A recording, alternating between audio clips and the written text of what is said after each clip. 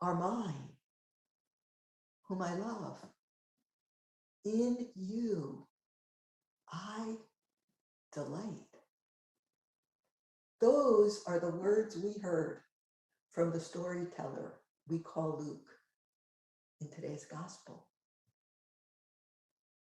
Last week, I saw a blog written by Eric Clayton, who handles communications for the Jesuit Conference of Canada and the United States.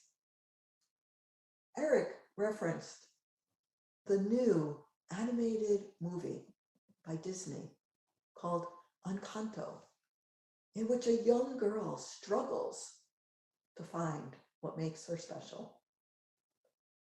Every member of her family had been blessed with magical gifts. One, superhuman, amazing strength. Another, the power to heal. A third, the ability to talk and be understood by the animals. The movie takes place in the mountains of Colombia, South America, in a charmed place called an Encanto. I want to share with you the part of Eric's post that really piqued my interest. So I quote, "No matter what your gifts are, no matter how fantastic or challenging your life is at this moment, God delights in you.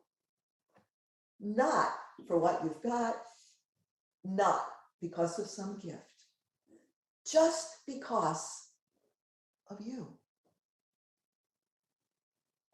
So look in the mirror and see what God sees. Someone beautiful, worth infinite delight. End quote. You are mine, whom I love. In you, I delight. This message is true for Jesus and also for each and every one of us. Let me ask, how many of us learned that baptism removes the stain of original sin? Yeah, sounds like the majority. So here's the question. What do we do when we outgrow the stories that we learned as children? Even our faith stories. When our focus shifts from sacraments as rituals that give us access to God's life and grace to celebrating the presence of the sacred in everyone. How do we give witness to the sacred in our lives? Decades, because believe it or not, folks, for many of us, it has been decades since we were baptized.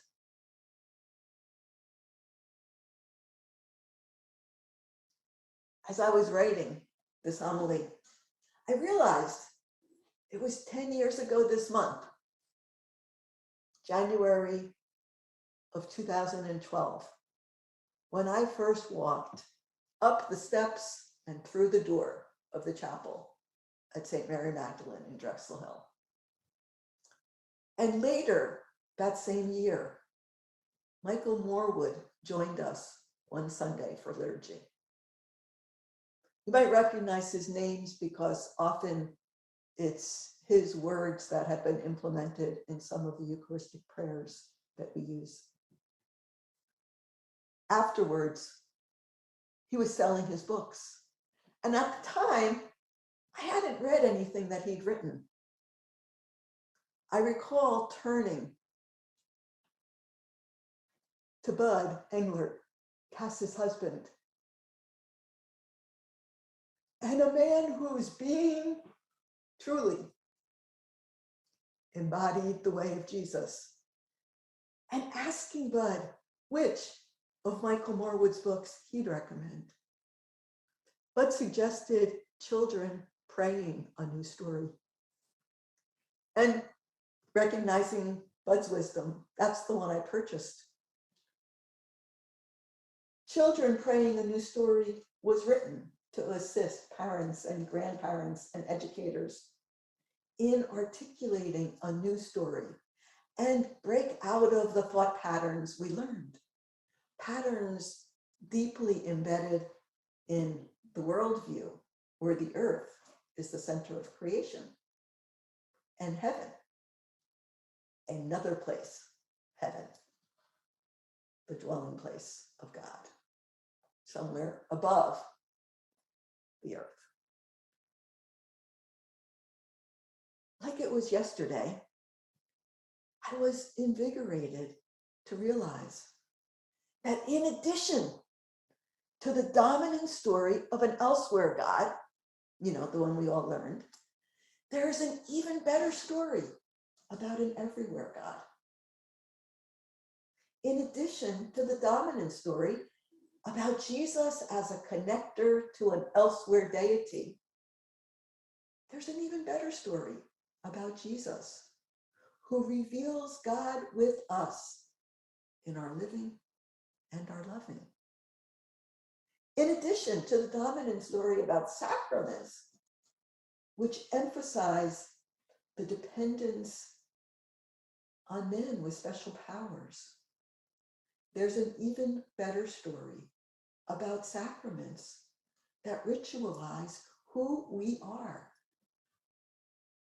In addition to the dominant story about prayer as reaching out to a listening God, there's an even better story about awareness of a divine presence always with us.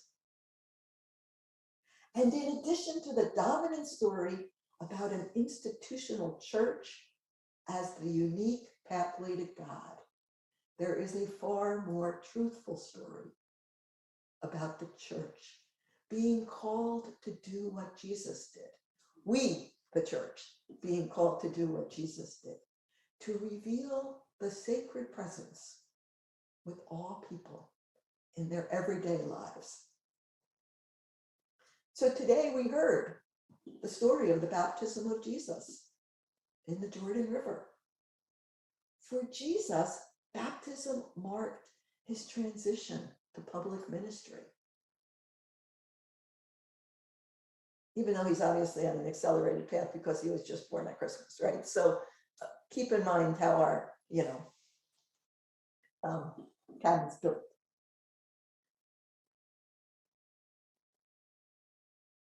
Clearly, the pictures that we've seen, the images of Jesus's baptism that we've seen in pictures and movies are starkly different than the picture of most of our infant baptisms or the baptisms that we've attended, right? Rather than a muddy river, what do we see?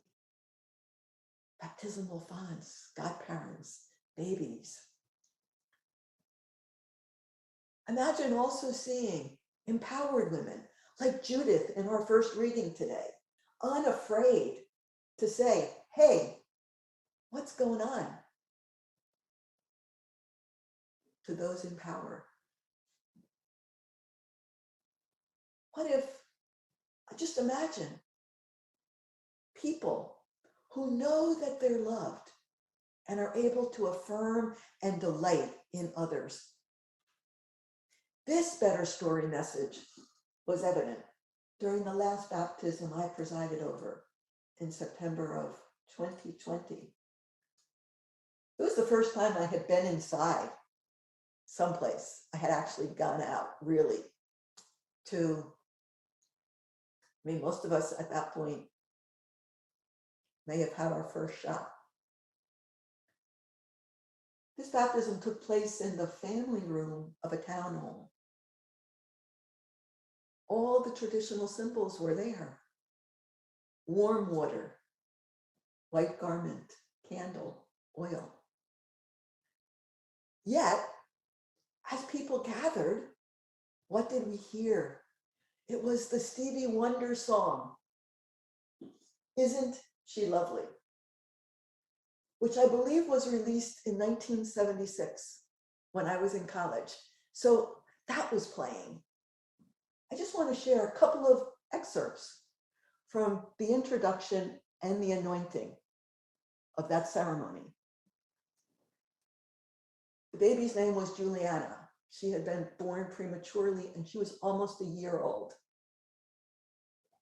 when we baptized. Juliana's baptism is one way to ritualize the reality that everyone and everything is sacred, because we believe and know in our hearts that Juliana made her way onto this earth as a pure, innocent, and perfect soul. This ceremony is not intended to cleanse her from sin. It is instead to celebrate her life and to signify our intentions to nourish her heart, her mind, her body, and her spirit. Today, we are welcoming Juliana into this community of family and friends. And then during the anointing of oil, Juliana, we anoint you in the name of love. May you be blessed with health and courage and wisdom and grace. May the presence of the spirit of love in you always be affirmed and nurtured by your family, by your friends, and by this community gathered here today. 10 days ago, right before that year 2021 ended, multiple generations of us were back in that same townhouse for dinner. And Juliana, now an active, verbal 2-year-old, is continuing to thrive surrounded by family who love and support her. And what, my friends, of us, do we have spirit-touched experiences of knowing how deeply we are loved, of empowering and affirming others, of treating everyone and everything as sacred? Here's the good news that Eric and I want to leave you with today. Look in the mirror and see what God sees. Someone beautiful, worth infinite delight. God blesses us all.